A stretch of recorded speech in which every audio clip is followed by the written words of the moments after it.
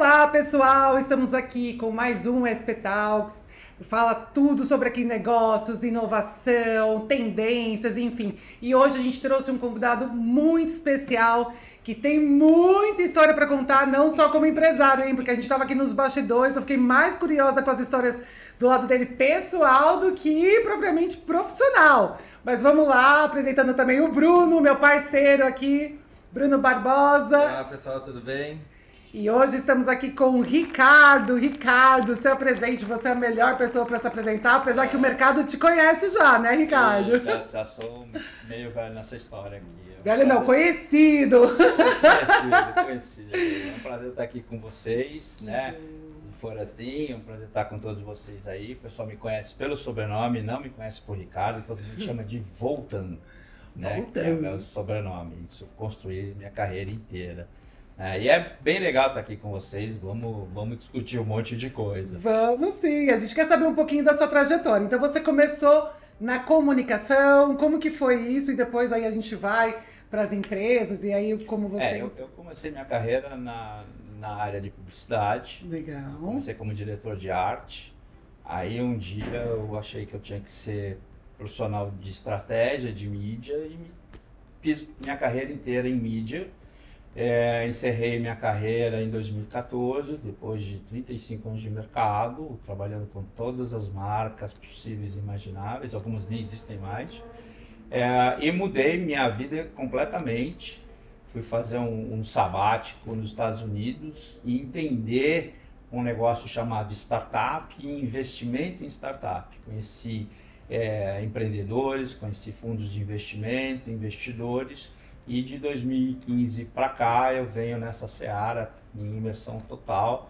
Já são aí quase 10 anos trabalhando, atuando como investidor anjo, como empreendedor, como mentor de negócios, mentor de empresários, mentor de empreendedores, né, o tempo inteiro. Saí completamente do universo de propaganda. Certo. E como você usa o seu tempo para tocar tantas frentes que hoje você tem aí no seu guarda-chuva, tantas marcas? Como que é o seu dia a dia para você lidar com isso, né? Isso foi uma coisa que eu tive que aprender a fazer, né? Porque é muita coisa ao mesmo tempo. Sim, hoje então, você está com quantas empresas? Eu tenho hoje 2 empresas, 4 investidas, mais 3 que eu sou conselheiro. Certo. Né? 2 áreas de mentoria e alguns projetos acontecendo aí de investimento, projetos de consultoria e mentoria também, projetos bastante grandes, inclusive com o pessoal do Amigos do Mercado. A gente está desenvolvendo um projeto muito bacana. Né? Então, tem que realmente dividir isso, para poder dar tempo até para dar uma estudada, dar uma aprendida, participar de alguns eventos. E aí eu tive que realmente aprender a dividir meu tempo. Sim. Né, entre o que é urgente, o que eu tenho que resolver hoje, o que é importante eu posso planejar e ir desenvolvendo, e o que eu não preciso fazer. Né? Na hora que a gente consegue fazer essa divisão, a gente consegue descobrir que gasta muito tempo fazendo coisas que são desnecessárias. E aí isso eu uso como uma regra, inclusive, para poder me cuidar fisicamente, né? Porque fazer tudo isso exige bastante, e a gente tem que estar com o físico e com o mental bem equilibrado, senão você não consegue fazer. Senão o tempo te engole também, você não consegue nem produzir, né? Engole, assim, você fica um caco no final do dia. Então, eu todo dia de manhã cedo corro 4 quilômetros aproximadamente, às vezes um pouco mais. Faço 40, 50 minutos de meditação antes de começar meu dia. É o que me mantém firme e forte para seguir em frente fazendo tudo. E você está bem avançado aí na meditação, porque olha, 40, 50 minutos de meditação. Isso foi crescendo, foi um treino, né? É um não treino, é um treino, exato. É a mesma coisa a corrida. Eu fazia 600 metros, eu morria, né? Hoje eu já estou fazendo quase 5 quilômetros. Né? 4 quilômetros, 4,5 todo dia. Você comentou que trabalhou bastante tempo nessa área de publicidade antes para migrar para o empreendedorismo. Antes de a gente entrar nessa parte de empreendedorismo, conta pra gente se você tem algum case legal ou alguma coisa bacana que você acha legal comentar dessa época de experiência sua dentro da publicidade. Tem sim, tem sim. Que foi meu último trabalho, né? Foi meu grande desafio no mercado realmente muito desafiador de bem de consumo durável, que é o segmento automotivo. Né? Fiz parte da equipe que lançou o HB20. A gente tinha um desafio muito grande em posicionar no mercado brasileiro um carro de perfil de DNA coreano, né, no mercado dominado pelas 4 grandes montadoras, né, durante muitos anos. E como posicionar esse carro aqui, como colocar um carro médio nesse segmento. Foi um desafio bastante grande. Nós tínhamos que vender aproximadamente 20 mil unidades em 12 meses. Nós estouramos essas vendas, o número final foi acima de 25 mil unidades em menos de 12 meses e 40% desse número nas primeiras 5 semanas. Tanto que nesse momento, né, estamos falando aí de 2012, teve uma transformação muito grande no mercado de carros, né, muito por conta do HB20. E foi uma loucura, o lançamento do carro foi fantástico, né? Tanto que o carro está aí se mostrando, né, brigando na liderança, né, do segmento dele com a Chevrolet, né, às vezes com a Volkswagen, mas fica aí numa briga boa. É um carro que entrega bastante valor agregado às pessoas. Esse foi um case muito grande, acho que eu encerrei bem minha carreira depois disso, porque logo depois do lançamento do carro, 2014, eu encerrei definitivamente minha carreira e fui para outras áreas. E qual que foi a chavinha que você virou assim para falar assim, vou parar com publicidade e quero empreender, quero olhar o mundo e o mercado de outra forma? Onde foi o estalo às vezes? Assim? Essa pergunta é bastante boa e todo mundo me pergunta isso. A chave foi muito antes. Né? Eu sou a primeira turma do curso de Gestão de Inovação da Superior de Propaganda. E ali me mostrou um mundo que eu não tinha noção que existia, que é a inovação, que é o pensar em novas caixas e não sair da caixa. São novas caixas. E eu comecei a perceber que o que a gente faz, né, o que a publicidade faz, já é pensar em novas caixas. E esse curso em específico me mostrou muito mais, me mostrou um mercado de negócios, né? Um mercado muito maior, que a gente também pode atuar, que a gente também pode trabalhar com o know-how que tem, não fazendo o que nós fazemos dentro de agência, mas com o nosso olhar de empresas, de produtos, de lançamento de produto, olhar de mercado. Isso começou a me abrir um universo que eu não imaginava. Isso foi uma evolução, porque eu tomei paixão por isso, fui estudando cada vez mais, cada vez mais. Eu entrei para a agência para cuidar do carro, isso me ajudou muito no desenvolvimento das estratégias de campanha. E na sequência, a hora que acabou isso, para mim estava claro que eu tinha encerrado o meu ciclo dentro do mercado. Né? Essa foi a chave, ela foi uma transição. Do momento que eu fiz esse curso até eu lançar o carro, encerrar o carro, a hora que isso foi consolidado, estava muito claro para mim, muito claro que tinha encerrado minha vida dentro do universo da publicidade. E aí eu fui entender, né, o que é o universo de inovação. Não é porque eu fui para Nova York que isso mudou, podia ter sido aqui no Brasil.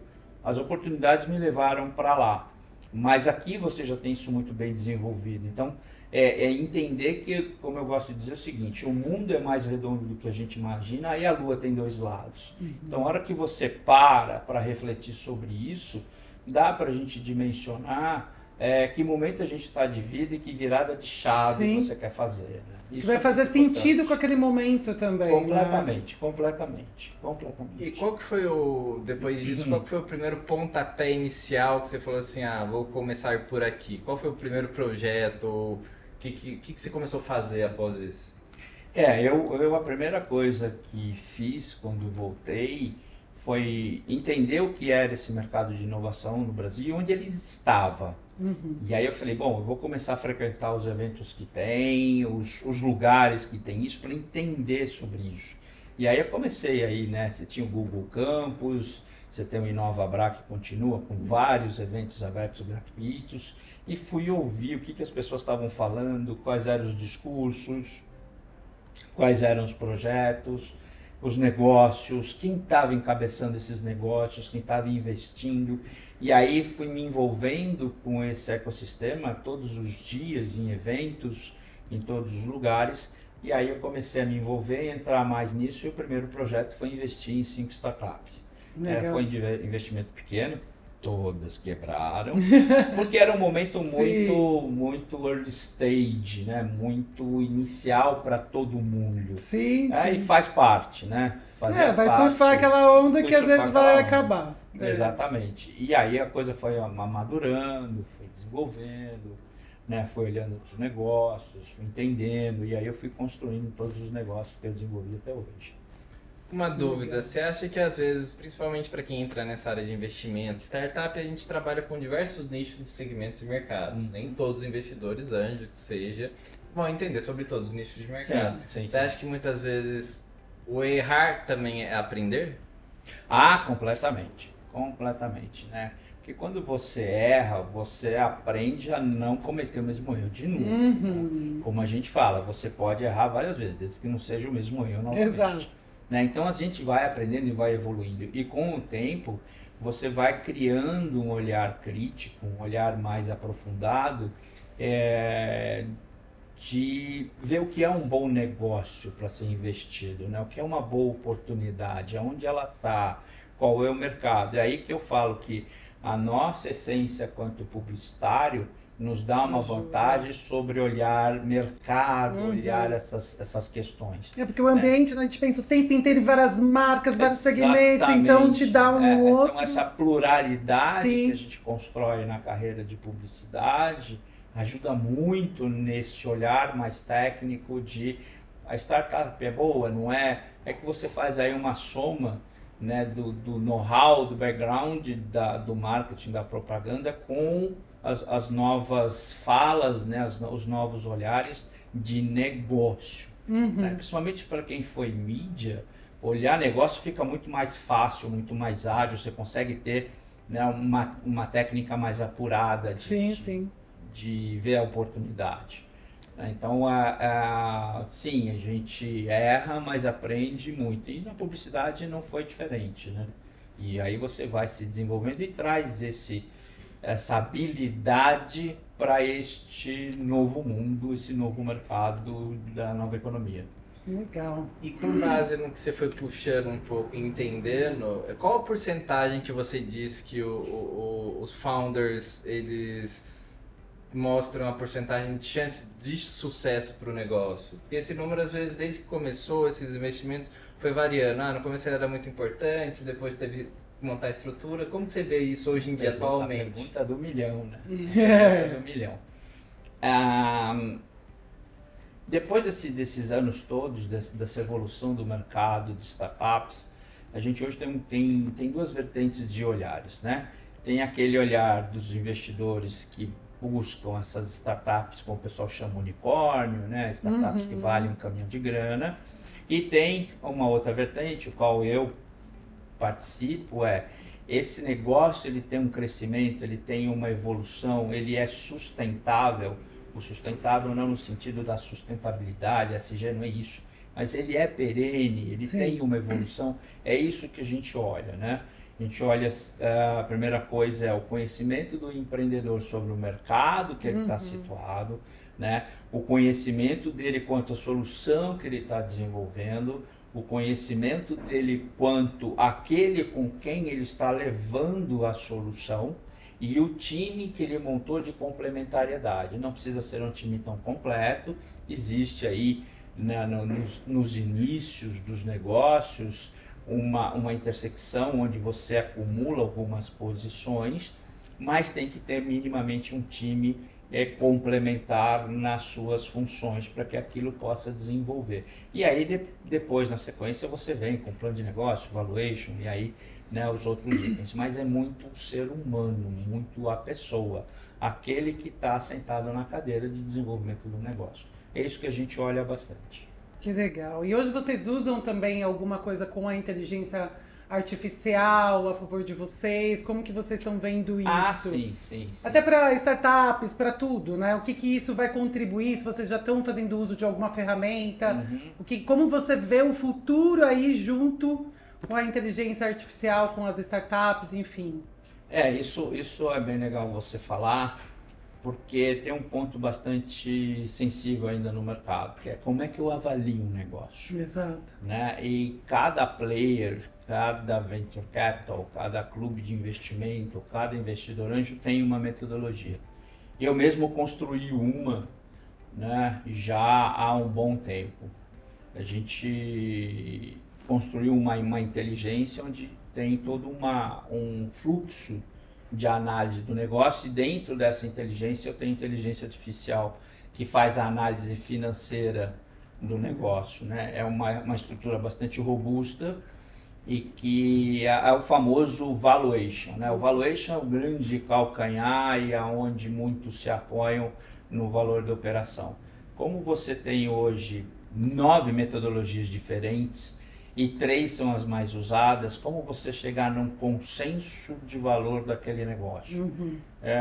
A inteligência artificial tem ajudado muito nesse sentido de você avaliar um negócio, sair do pessoal para o completamente racional. Sim. Né? Então ela traz muitas vantagens, muitas facilidades, um nível de assertividade muito maior, porque inclusive você dentro dela coloca o risco do negócio, qual o país ele está situado.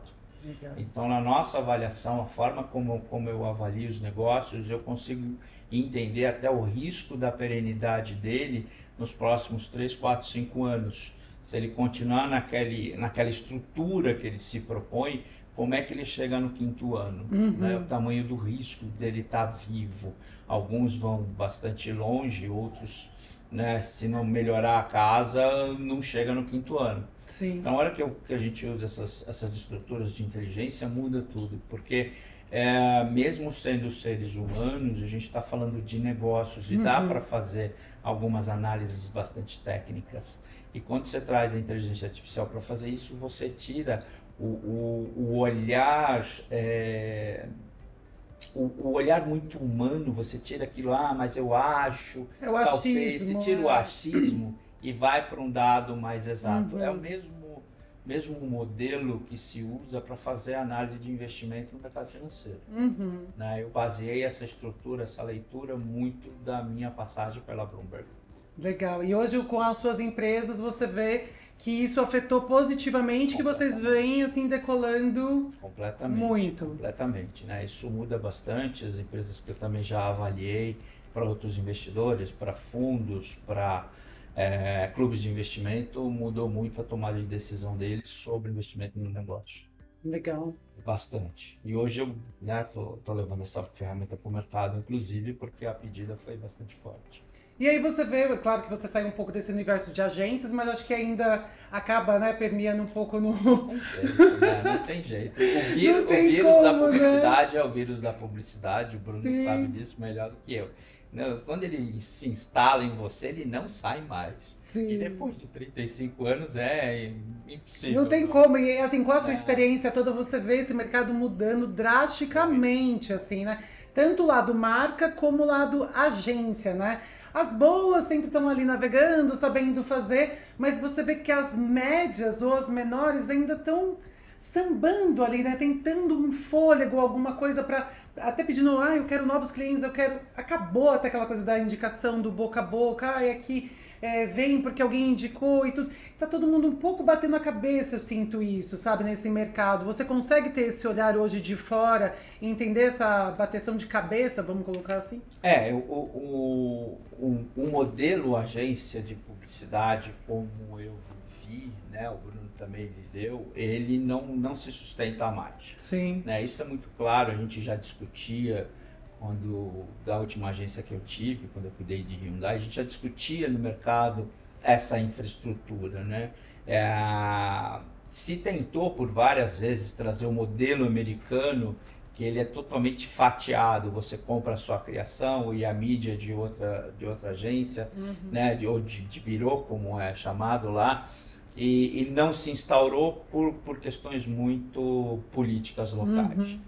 Mas nos últimos 5 anos meus dentro do mercado, isso já estava sendo muito discutido, do modelo de agência não se sustentar mais. O mercado, os clientes estavam entendendo que não era mais isso. E isso vem numa mutação muito forte desde 2014. E ainda não achou, né, o mercado ainda não achou a forma de atuar com os clientes hoje em dia. As exigências são muito grandes. Exato. A tecnologia está aí trazendo uma infinidade de situações diferentes e as pessoas falam, pô, voltando, mas e aí, né? Eu falo, olha, se eu lançasse o HB20 hoje, eu usaria 10% do dinheiro que eu tinha, com muito mais tecnologia, e provavelmente o resultado seria o dobro do resultado que eu tive. Sim. Né? Então tem muita coisa mudando. O que precisa também mudar é um pouco da mente dos profissionais de publicidade. O que eu sinto, e isso me entristece, a mente continua pensando o que a gente pensava lá atrás. A economia mudou, o formato dos negócios mudaram, né? Tem muita oportunidade, mas ainda está se discutindo o mesmo modelo que vem há muitos anos. As grandes corporações de comunicação, elas estão sentindo isso no impacto muito forte. Né? A gente viu aí nos últimos, 5 anos talvez, um pouco menos, um agrupamento de todas as grandes agências numa única estrutura, porque elas sozinhas não ficavam mais em pé. Os clientes estão extremamente mais exigentes, né, nos resultados, nas informações, nos dados, né, na proatividade da agência.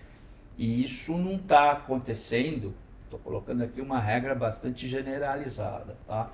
Isso não vem acontecendo porque os profissionais de publicidade, das agências ainda pensam num outro modelo, num modelo muito performance, e não é isso. Né? A gente ainda fala com o ser humano. Eu já gostava de usar e eu continuo usando o seguinte: o Voltan ele não é online ou offline, é o Voltan. O consumidor é um consumidor só. Existe ainda, não, só campanha digital, ou não, só que não é isso. Nós estamos nas mais diversas áreas sendo impactados por informações o tempo inteiro. E eu continuo sendo o mesmo. Eu tenho uma biblioteca, né, de livros físicos, como eu tenho uma biblioteca tão grande quanto de livros digitais. E aí, eu sou um só. É esse olhar e olhar para o negócio do cliente, negócio mesmo, entrar, olhar lá dentro, é que está faltando, que eu vejo muito isso ainda pecar no mercado. A gente vê às vezes marcas que não trabalham nem o próprio CRM, não conhece nem o cliente, não sabe nem o que é. Mas não, gente, que adianta fazer campanhas incríveis e chegar lá, a pessoa que está para te recepcionar no PDV não sabe nem o que está acontecendo, não teve o impacto que teria que ter. Então não faz sentido, não vem a conversão, não vem a venda. Então você vê não tem tem a comunicação pensada, mas não pensa em todas as pontas, que eu acho que entra a parte de negócios, né? Muito. Sim. Muito. Né? Pouco antes de eu sair do mercado, eu no almoço com alguns colegas, né, da mesma área de mídia aí, a gente estava discutindo o que seria o profissional de mídia no futuro hoje. E nós chegamos a uma conclusão que seria alguma coisa do tipo: o profissional de mídia, um cara muito olhar de negócio, e um olhar de negócio amplo, vendo o que está acontecendo no mercado, um cara de inteligência de dados e um cara de TI. Essa estrutura de mídia que a gente desenhou lá atrás, 2013, né, 2012, o que a gente entendia que seria o profissional de mídia, o departamento de mídia hoje. Né? Esse olhar, o cara de mídia, um super cara de negócio. Não é negociar com o veículo, não, um cara de negócio, onde ele enxerga oportunidades onde o cliente não viu. E colocar o produto ou o serviço numa situação totalmente inimaginável, né? Que a concorrência não vê. Porque se a gente olhar, o nível de concorrência na prateleira, seja o segmento que for, é enorme, exato. Eu gosto do exemplo de um amigo meu. Vai comprar um shampoo numa drogaria. Exato. Você vai ver um sortimento de marcas e de versões, você fala, e aí, eu compro o que agora? E você fica perdido. O que é melhor, o que é pior?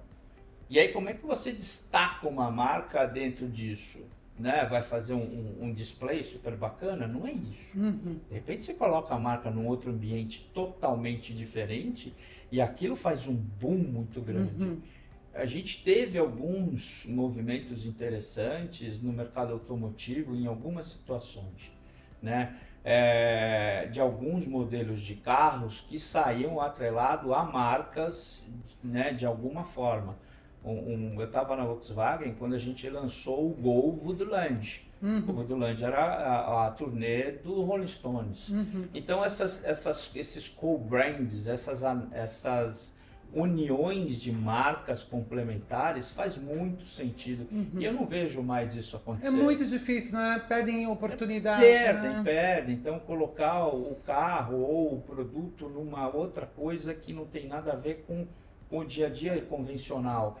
E você leva isso num patamar muito diferente. Ou, como a gente fez com a HB20X, lançar uma websérie. A gente fez uma websérie com, né, personas aí bastante conhecidas dos esportes de ação, que foi um sucesso. A gente não vê uma construção assim, acho que o que a gente viu recentemente de mais diferente aí foi a famosa Kombi, né? A campanha da Kombi. Que deu o que falar. Deu o que falar, eu achei muito legal. Eu também. E algumas pessoas não entenderam nada, achou que estava vendendo Kombi. Não é isso. O contexto era um outro totalmente diferente. Né? Mas eu achei genial. Né? Aonde a gente pode chegar com essas novas tecnologias e estruturas? Cara, onde a gente quiser, que não seja o usual.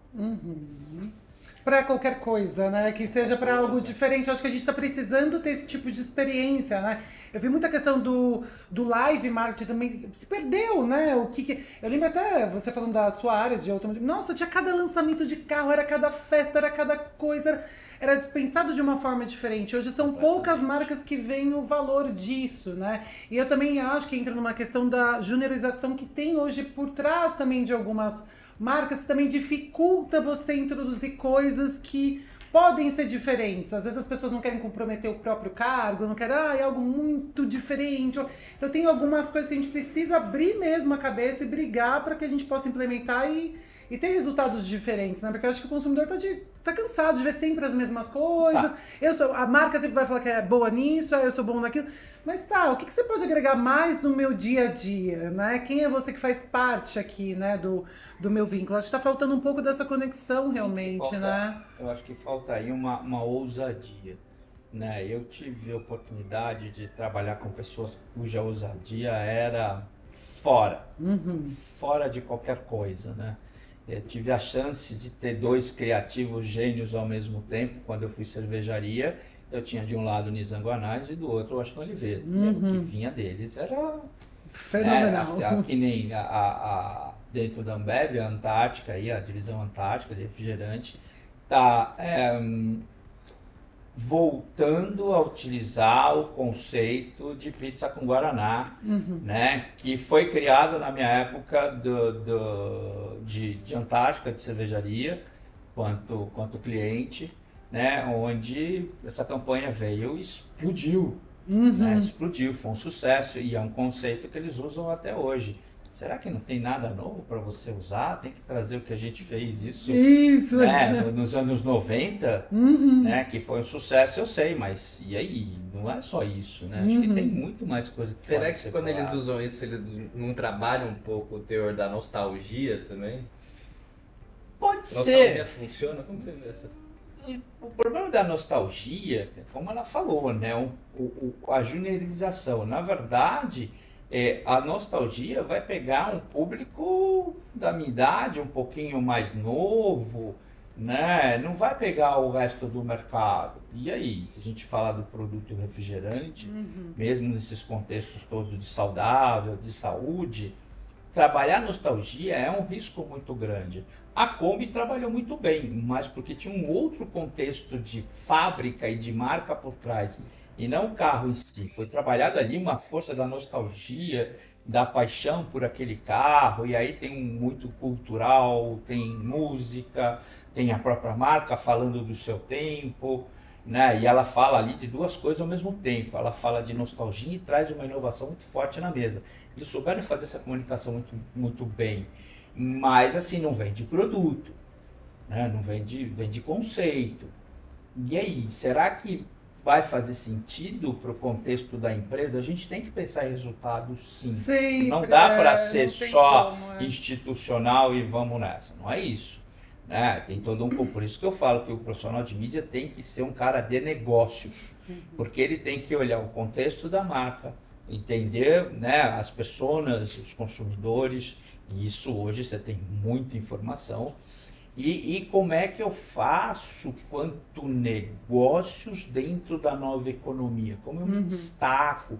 Ou até como eu trabalho nostalgia, e isso faz uma força e faz todo um movimento pró-marca, olhando o que... Porque assim, tem um outro ponto bastante sensível, que é o olhar de negócios. Assim, é uma empresa de capital aberto, então se eu fizer essa ação X, o que acontece com a marca na bolsa?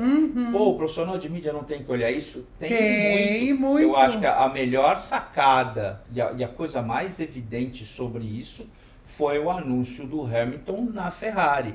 As ações da Ferrari dispararam no mercado. Então são esses olhares mais apurados que eu vejo faltando no universo da comunicação. Eu consegui olhar o negócio do cliente de tal forma mais abrangente que quando eu escrevo a estratégia de campanha, a estratégia de comunicação, tem esse olhar envolvido nela. Isso muda tudo, inclusive trazendo a nostalgia para a mesa. Mas eu acho que também são poucos profissionais com esse olhar, né? Eu acho que isso é muito difícil, você ter alguém que é voltado para os negócios, principalmente esse profissional de mídia. Acho que eles estão em grandes agências, mas eu acho que na menor ainda tem uma questão mais técnica, né? Não tem tanta essa visão de negócios e que, na verdade, pode ser que não repercuta em vendas ou no final resultados. Eu vou te contrariar. Tá. Foi a minha passagem por pequenas agências que me fez ter esse olhar mais abrangente. Por quê? Sim. Eram clientes que a gente tinha como concorrente empresas gigantescas. Sim. E eu tinha que sair da mesmice, porque não dava para encarar os caras, porque o investimento era muito menor. Saber fazer mais com menos. Exatamente. Né? Então, como é que eu faço mais com menos, levando o cliente a um outro nível de patamar, onde ele vai ficar muito feliz, né, com o crescimento dele. A gente vê isso muito no mercado americano. Né? As médias agências são as que mais despontam com as ideias mais fantásticas fora do comum, fora de um universo comum das grandes corporações. Né? A gente cansou de ver aí, o Bruno trabalhou em alguma dessas agências, que lá fora, frente às grandes corporações, são agências médias, que fazem trabalhos fabulosos, fantásticos, porque ela te dá essa possibilidade, e é essa possibilidade que esse cliente busca, porque ele quer fazer parte do mesmo jogo, mas ele não tem o mesmo capital. E como é que você pensa em coisas novas? Tendo um olhar muito mais amplo sobre o mercado, sobre negócios, para desenvolver as estratégias. Sim. A partir do momento que a gente sai de trás da mesa e vai ao mercado ver o que está acontecendo, vai criar um olhar mais apurado, né? O que acontece no aeroporto, o que acontece no rodoviário, o que acontece na rua, no mercado, no supermercado, no mercadinho. A gente começa a ter olhares mais sensíveis, e a hora que você senta na cadeira, você começa a descobrir que assim, a forma que você estava pensando não faz sentido, e aí você começa a desenvolver coisas diferentes. Por isso que aquilo que você perguntou, quando eu virei a chave, foi a hora que eu fiz o curso de inovação, que eu comecei a olhar as coisas com outros olhares, comecei a perceber outros movimentos. Então, como a mãe compra as coisas para o filho no mercado, como as pessoas olham o produto carro, como é que elas compram passagem aérea, e aí começa um olhar por trás, né, daquilo que é óbvio, né, que o que está acontecendo aqui? E aí com isso você traz para a mesa e na hora de você escrever e desenvolver a estratégia, muda tudo. Que é a jornada do consumidor, né? Isso é totalmente. incrível. E você analisando isso, você consegue ter muito mais assertividade, né? Ter esse olhar, né? Mais profundo. E não é ir na internet ficar procurando, qual é? Não. Sai e vai para campo, vai para rua, onde o cara vende, faz um teste de comprador fantasma, avalia o que o cliente está entregando, até para você saber defender isso na frente do próprio cliente. Porque ele fala, não, eu entrego super bem. Então, eu tive uma experiência assim, 3 vezes, e aconteceu a mesma coisa. Será que a gente não tem que corrigir aqui dentro? Né? Fazer uma ação interna em vez de fazer uma ação externa? Exato. Será que eu não tenho que conscientizar toda a estrutura de vendas, o pessoal, dar mais insumos para eles, para esse movimento ser mais fácil, mais simples, e aí os consumidores terem envolvimento, porque hoje a comunicação é uma via de mão dupla. Se eu entrego, o consumidor me devolve. Ele fala bem, ele comenta, ele participa ferozmente, ele quer participar. A gente quer participar, nós também somos consumidores. A gente quer poder falar bem de uma marca, de um produto. Isso é muito gostoso, você sentir que você recebeu daquilo que você investiu. Eu faço questão de falar quando eu tenho algo que é bom, eu falo, gente... O inverso é proporcional. Exato. O inverso é proporcional.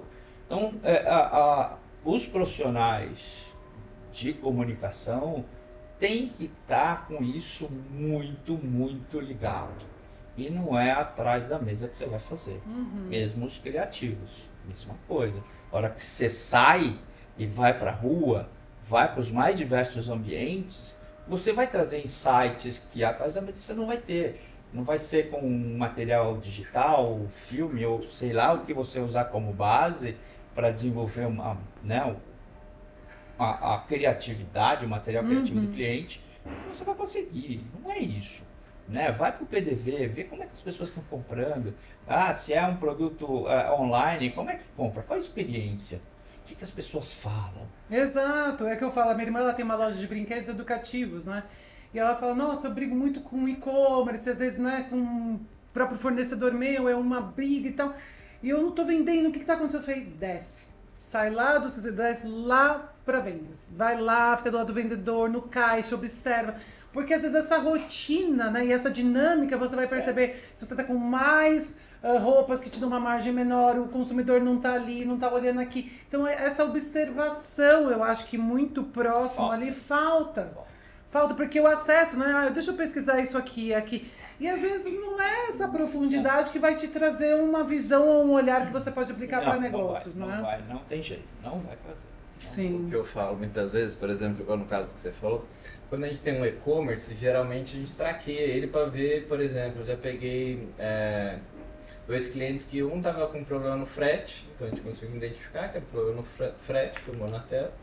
E um outro era problema no valor do curso, que em vez de estar 10 vezes R$50, pareceu R$500 em vezes 10, então mudava tudo.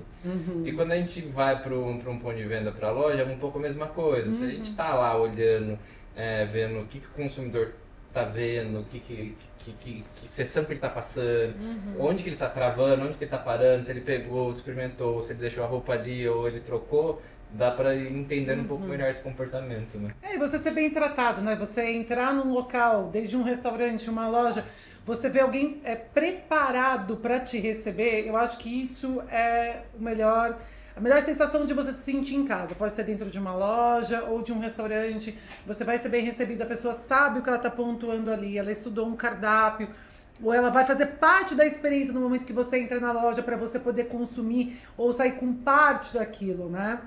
Então eu vejo que isso também falta. E quando tem, chama atenção. Deveria ser ao contrário, deveria ser normal. Mas você fala, nossa, aí é praticamente quando a gente entra na Apple, né? Você fala, gente, o que vocês tomam para trabalhar aqui? Vocês estão sempre muito bem, o que aconteceu? É incrível, né? E outro dia até encontrei um morador do meu prédio. E eu fui elogiar ele, porque eu falei, gente, você deve ser prefeito, você trabalha com uma comunicação, é muito interessante você ali. Não, eu trabalhei muitos anos na Disney. Aí eu, Tá explicado.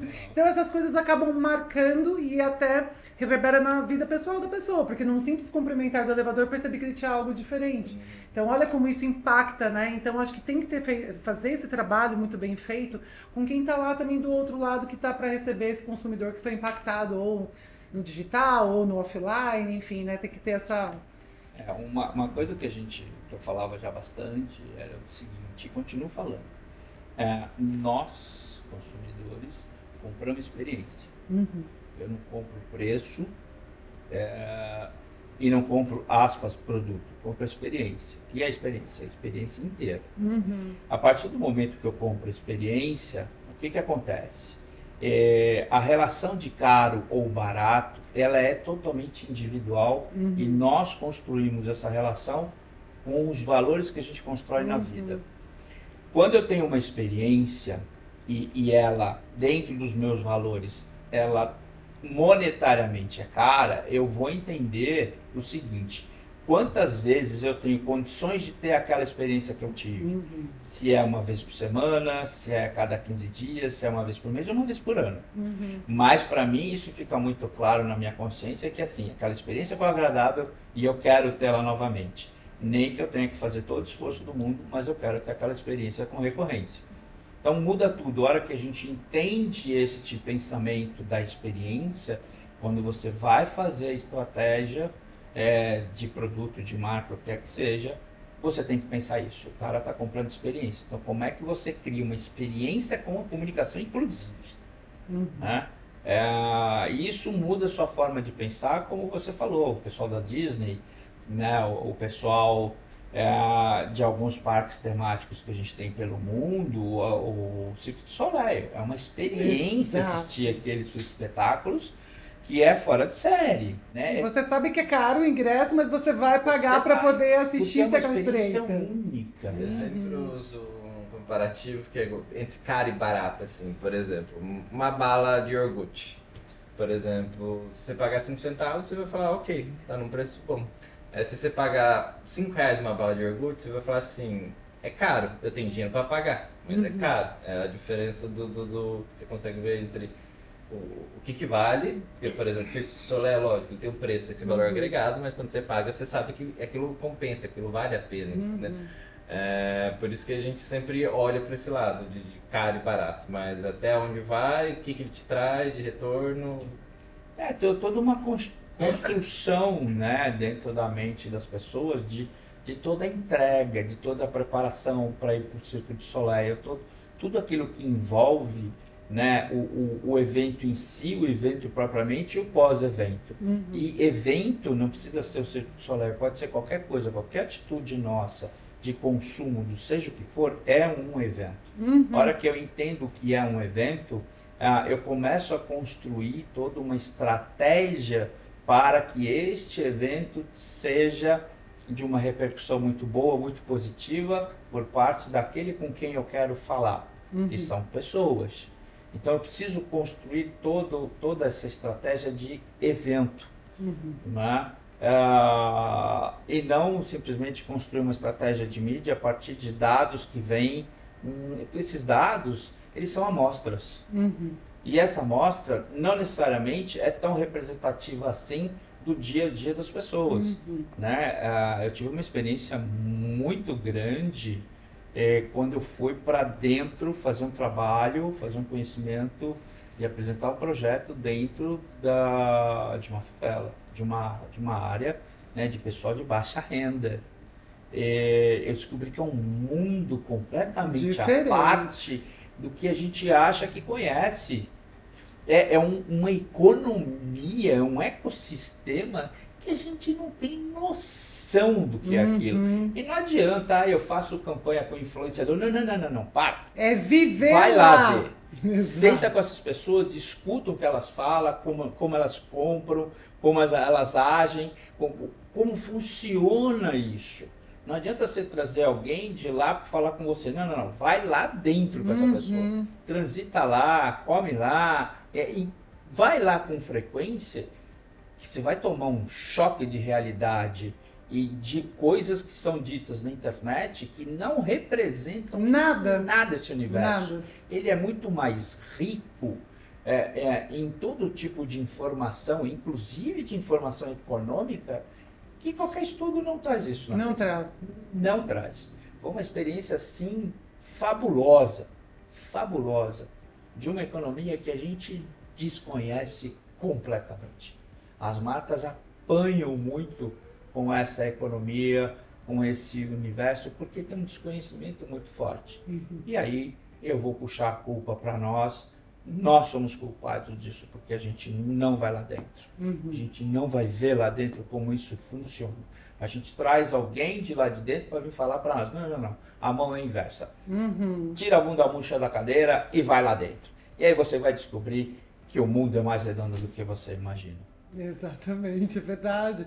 Eu acho que vivendo isso, né, eu vejo muitas marcas penando, e não só nessa assertividade com públicos, né, e também uma sociedade muito diferente, mas também em acertar como falar com essas pessoas e, eu vou investir nos influenciadores, mas quem tá lá, mas são minis ou nanos ou, né, o que vai, gente, vai lá, vai ver o que eles consomem, porque é completamente diferente. Total. As músicas, o dia a dia, não adianta você falar, temos um problema, não, o problema tá ele ali vivendo todos os dias, e como se comunicar com ele, né, por onde ele permeia, pela cidade, tudo.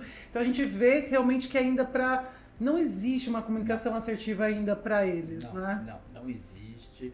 E a gente tem que ir lá e ter experiência, sentar do lado e ver, ter realmente aquela participação de tal forma que você fala, entendi.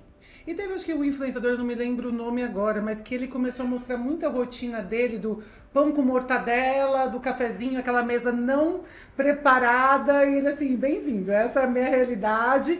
E ele foi explodindo com isso e falando que realmente ele gostava do mercado, quando ele comprava. Paraná, isso! Eu me esqueci o nome desse rapaz. Alisson, Acho que é Alisson. Gente, ele foi genial e ele começou a trazer essa vivência que poucos conseguem, né? Mas você vê quem tá lá. Dele, da família dele. Isso. Tipo, o jeito que ele tratava tudo, a comida, o dia a dia Isso. dele. Parei aqui pra comer um lanche, tô comendo bolacha, sei lá do que. Sim. Você ir dentro do universo. Quando que você entra no universo, você começa a descobrir oportunidades, necessidades que vai desenvolver toda a sua estratégia de outra forma. Para as startups não é diferente, é a mesma coisa. E volta, você que vem investindo em startups, vem apostando em vários negócios, se você fosse, por exemplo, por segmento, assim, que seria uma boa aposta assim, nos próximos anos? Assim? Qual o tipo de segmento assim, que você vem apostando e você acha que tende a crescer? A gente teve uma época muito grande do crescimento das health techs, né? E se fosse falar para os próximos 5 anos ou 2, o que você acha que a tendência é cada vez mais se valorizar? Olha, o universo de saúde, ele sempre vai ser um universo muito forte. Não que seja uma tendência ou não tendência. Se a gente pegar aí as Big Techs, né, as grandes empresas de tecnologia, e prestar muita atenção que elas estão desenvolvendo, o universo de saúde vai ser a grande virada de chave deles. Sim. Eu falo muito sobre Apple, né? Presta bastante atenção nos resultados da Apple, né, e aonde ela está focando quanto software e hardware, né? Tudo bem que ela está indo para uma vertente muito forte de serviço, mas se a gente for falar de produto, presta muita atenção. Ela não está fazendo grandes lançamentos em matéria de laptops, não, nem de celulares. Agora, olha todas as tecnologias que estão sendo embutidas e desenvolvidas no smartwatch dela. Estamos falando de saúde pura. A nossa saúde vai ser controlada simplesmente por um reloginho. E controlada no sentido extremamente profundo. A gente já tem aí soluções que controlam a glicemia. Isso é fora de série, né? Eu consigo ter um controle cardíaco de um paciente via smartwatch. Então, esse sempre vai ser uma grande força, onde o algoritmo entra com cada vez mais intensidade, a inteligência artificial muito fortemente. A inteligência artificial ela vai sempre ser agora daqui para frente uma grande tendência. A nanotecnologia é muito intensa. Tem um universo agora chamado Deep Tech, que já vem há muito tempo, que são os negócios de base científica, né? São as startups ou as soluções de base científica. A gente anda numa discussão bastante forte, e aí são negócios muito disruptivos, para você ter uma base de pesquisa muito pesada, né? Está se investindo muito nisso, se olhando muito isso, né? Esse desenvolvimento, inclusive junto com a própria academia, que é as próprias universidades e os institutos de pesquisa. Então isso vem de uma maneira bastante radical. E aí, assim, quando a gente fala desse tipo de segmento, todas as áreas podem estar envolvidas. Vão bem, né? Tanto a questão de mobilidade, como ESG, como agro, como saúde. Então, todas as áreas estão bem abrangidas aí. Então, o olhar hoje não está sendo para a solução que vai resolver o mundo amanhã, mas sim que tem uma construção de 5, 10, 15, 20 anos e que a hora que aquilo realmente colocou à prova e disse que está pronto, ele faz uma mudança radical na vida das pessoas. E sempre olhar a pessoas, né? Mesmo que seja uma solução B2B, você tem ser humano envolvido. Então, é uma solução também para a vida delas.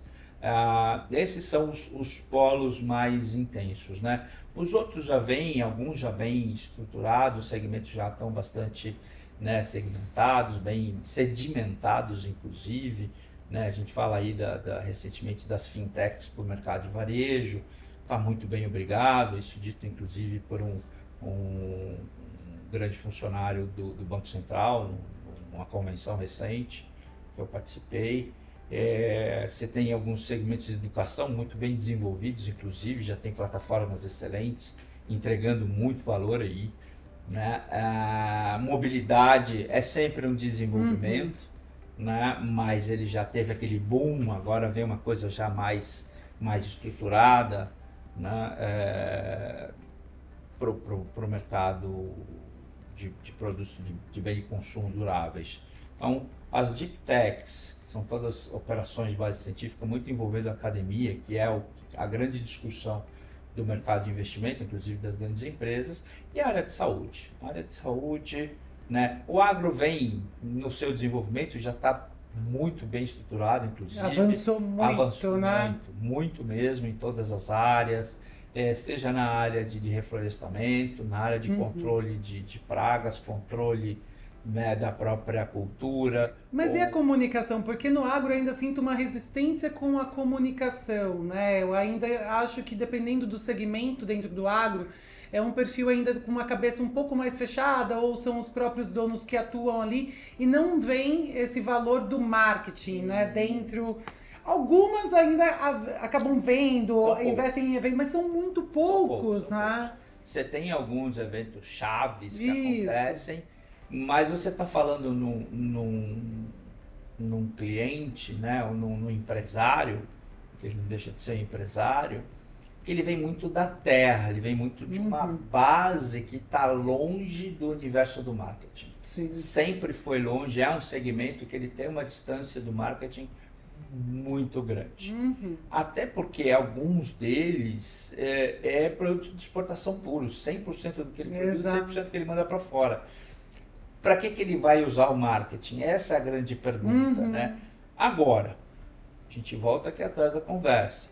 A partir do momento que o marketing entra nesse universo, passa a entender, talvez ele traga soluções que não as usuais, porque a gente está falando de um marketing convencional que a gente usa nos grandes centros. Exato. Eu não posso levar esse olhar para esse agricultor, que tem uma operação gigantesca.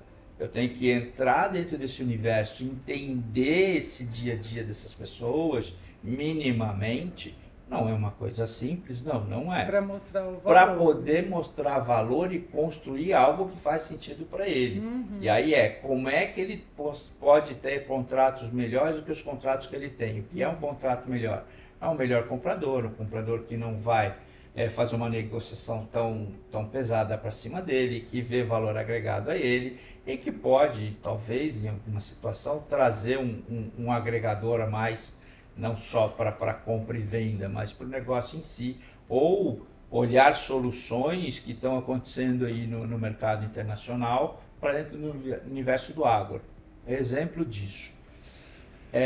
No Japão, especificamente em Fukushima, aquele problema todo que eles tiveram da usina versus do terremoto, o que aconteceu lá? Você tem um problema de solo muito grande. Então isso começou um desenvolvimento, uma limpeza do solo para a cultura. Só que você passou a ter um problema energético. O que eles criaram? Eles criaram uma estrutura de fazenda solar. Não isso que a gente conhece. As placas de energia ficam a 6, 8 metros de altura do chão. Eles estudam a cultura que é possível ter sob essas placas, porque cria toda uma área de sombra, que cultura cabe ali. Então a fazenda, o que ela faz? Ela é uma geradora de cultura do agro, ao mesmo tempo ela é uma usina de energia. E mais, se o governo lá tem um acordo, tem um contrato com esses agricultores, que eles têm que continuar a produção do agro para terem o direito da produção de energia. Porque senão você for ver na matemática, a produção de energia é muito mais rentável do que todo o trabalho que você faz de agro aqui. Não, você tem que manter os dois para manter um equilíbrio. O cara do marketing pode olhar isso e levar para esse agricultor soluções desse tipo. Que não é trazer uma solução de comunicação, não é só isso, é um olhar de novo de negócio. Pode ser o cara do marketing? Sem dúvida alguma. Sim. Se o marketing é um olhar para a inovação, que sempre foi, né, tá um passo na frente. Eu gosto da fala de um sócio meu, que é o seguinte: o profissional de marketing é aquele que enxerga a necessidade do cliente que ele não tem daqui 2 anos.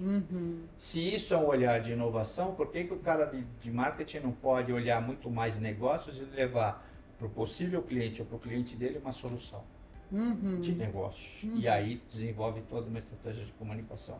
Eu vejo que o cara profissional de marketing ou profissional de comunicação tem que ter esse olhar, porque senão ele vai continuar vendendo mais do mesmo. E a gente não vai conseguir, exato. Não vai alavancar, e aí começa essa briga entre a agência grande, a agência pequena que não decola. A hora que você sair e olhar outras caixas, você sai totalmente fora desse universo e você vai nadar por outros mares. Eu vi um desenho disso acontecendo dentro do que eu falo desse universo agro, os filhos dos donos tentando essas brigas internas.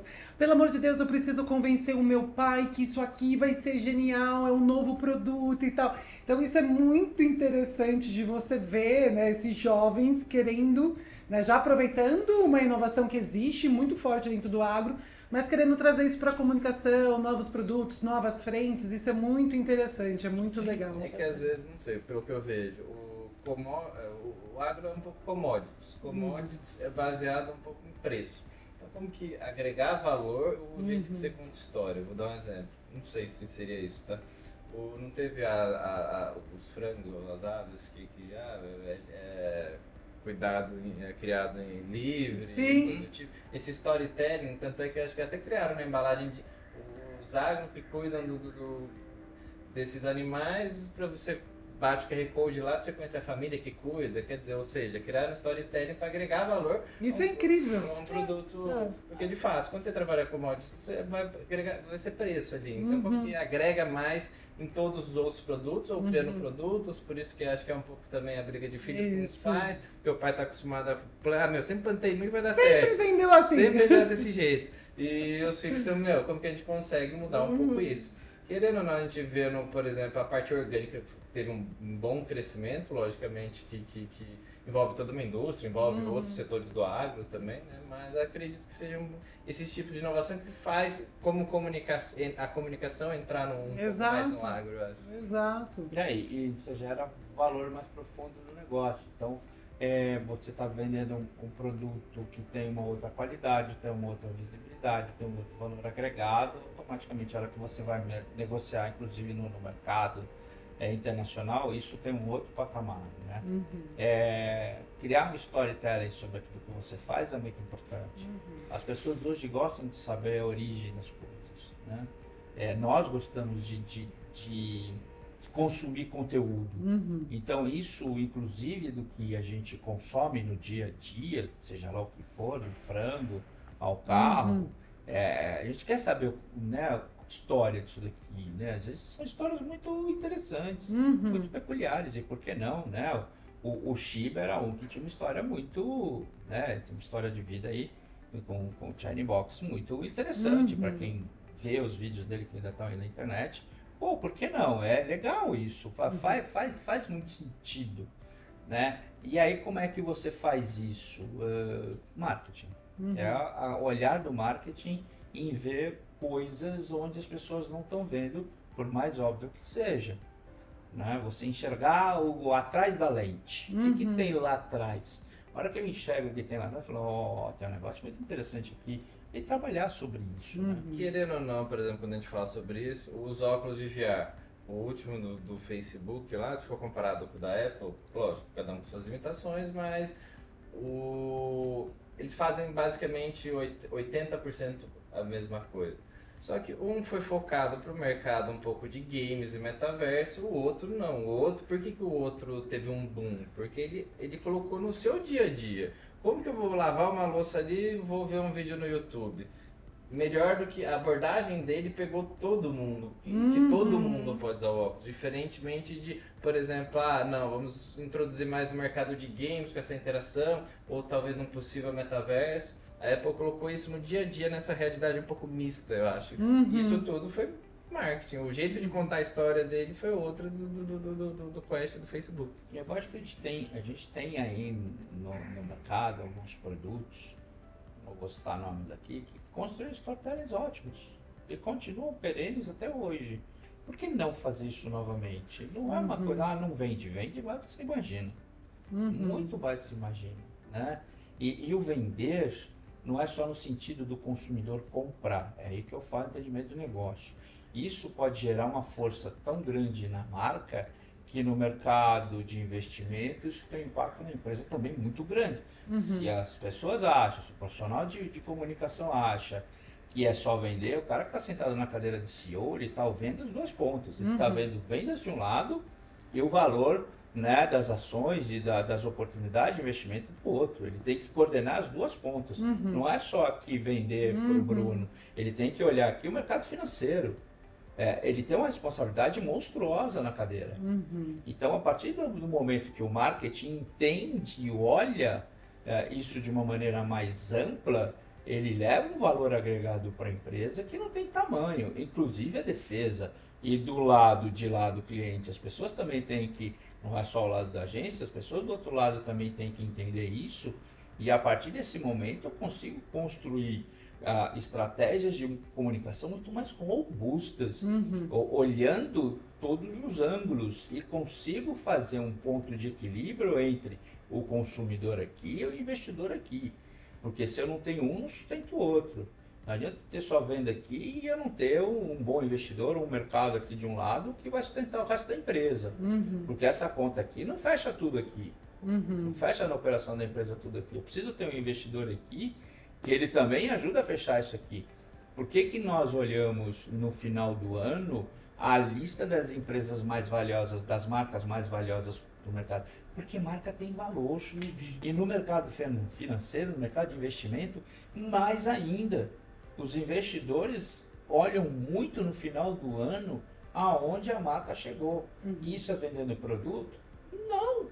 Isso é uma construção de comunicação, isso é uma construção de relacionamento com o mercado, isso é uma construção de experiência, é onde eu levo essa marca num patamar tão elevado que tem um impacto muito, muito grande no valor da empresa, e o investidor coloca mais dinheiro, a partir disso você passa a ter mais dinheiro de marketing, inclusive.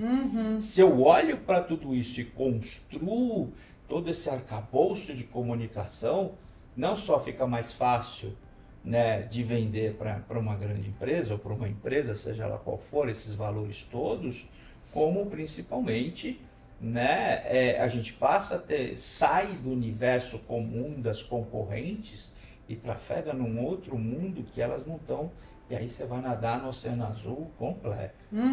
Total.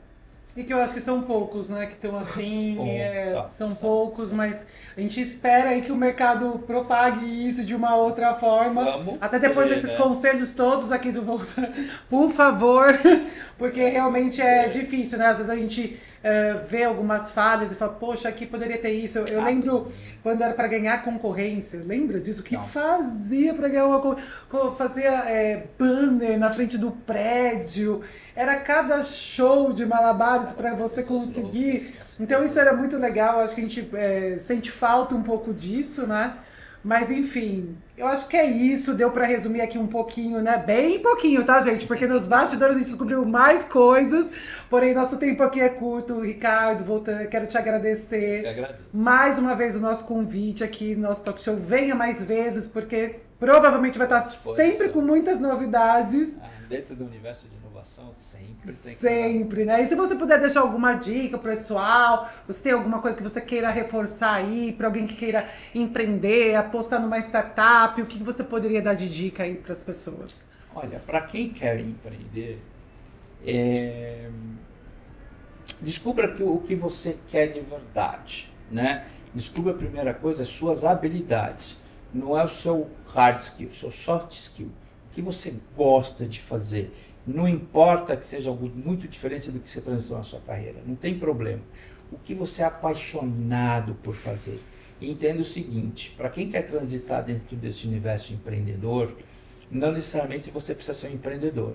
Você pode estar trabalhando dentro de uma startup. Tenho vários amigos que foram do mercado publicitário e hoje estão trabalhando dentro de startups, estão super felizes. Você pode ser um investidor, você pode ser um monte de coisa dentro desse ecossistema. Não precisa ser especificamente empreendedor. Então, entenda quais são as suas habilidades, o que você é apaixonado ou apaixonada por fazer e vai entender um pouco desse mercado. Aí sim, tem muita informação na internet para você entender como você faz isso, como você precisa desenvolver. Vá em eventos, vá assistir palestras, workshops, assista, se envolva um pouco com isso para entender o que está acontecendo, o que é esse negócio de inovação, esse negócio chamado startups. Para quem quer investir, aí a coisa é um pouco diferente. Tem ótimos cursos de investidores anjos, converse com pessoas que já fazem isso, que já estão nesse universo e vão te orientar, vão te mostrar alguns caminhos de como você avalia uma startup para investir, né? E como é que você constrói um portfólio e quais são os primeiros passos que você tem que dar. São essas as dicas que eu tenho, não são fórmulas mágicas, são coisas bastante simples. Dê o primeiro passo.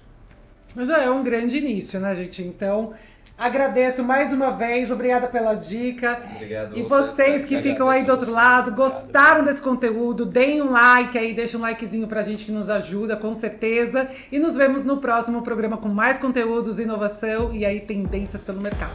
Obrigada!